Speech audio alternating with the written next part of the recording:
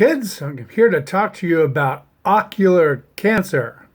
That's right, I got diagnosed with ocular cancer. It's a very rare disease. Cancer of the eyeball can happen in like three different locations. Mine happens to be in the iris of my left eye at about 4 o'clock. I have a tumor in there, and what it's doing, it's very vascular, and it's dragging my pupil, the black round part of your eye, it's dragging it into a teardrop shape.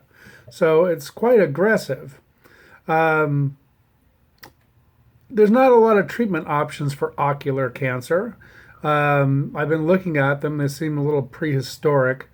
There is, I guess, some newer chemo, which I didn't see in most of the material that I read, but one material I read said chemo.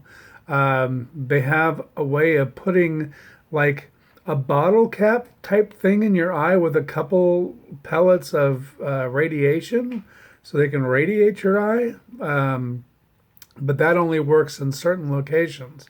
And then for mine, with the iris, none of that works. You either got to cut it out or you got to pull the whole eye out, depending on how bad it is. So that's what I'm looking forward to. I have my next appointment on the 21st of October. I've already gone to my doctor who diagnosed it, the second doctor that gave me the second opinion that said, yeah, it's cancer. Then I went to the first specialist that said, yeah, you got a tumor, it's cancer. So now I'm going to the second specialist, and hopefully I'll get a treatment plan going here pretty soon because I really have no time for all this drama. I mean, if they got to pluck it out, they got to pluck it out. So I'd rather have them just pull the whole eye out though than chop it up and give me like leave me with half an eye and looking extra creepy. And I'm thinking, you know, what can I do to make this a better situation? Because cancer is never a good situation and it's very preoccupying. And I have to say, if you get a cancer diagnosis, you shouldn't probably be driving cars or anything for a while because it totally just screws with your mind. It's very preoccupying. And then you got to learn. And then if you got a rare cancer like I do, it's harder to learn because there's less information. You got to dig for it and dig for it and dig for it. So then your mind's even more preoccupied. But my solution is if I have to wear a glass eye, why would I want to get one that looks like my good eye? Because I'm not fooling anyone. Anybody that's seen somebody with a glass eye knows that they have a glass eye because it doesn't quite follow the same way your other eye follows. It never does. So I was thinking, I need a goat's eye. I need an eye of a goat, a glass goat's eye. And think about that. Shocking. It would be shocking. It would be entertaining. For me, at least, it would be entertaining. It could be shocking to others. It could be a conversation starter. It could break the ice. It could give you the willies.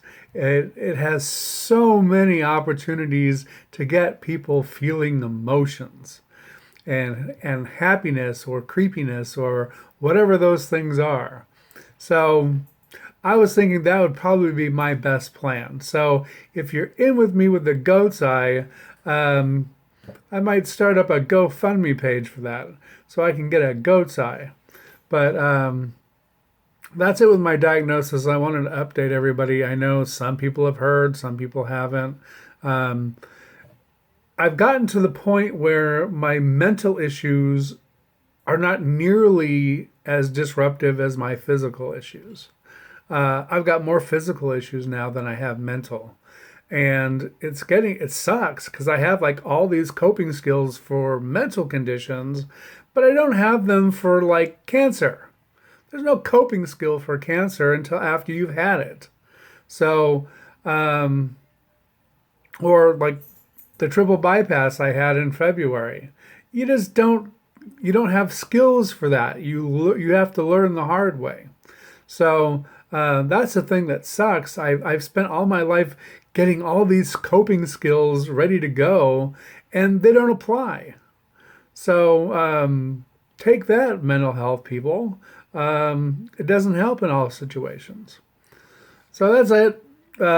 Cancer, the new thing, and ocular cancer at that. So have a good one.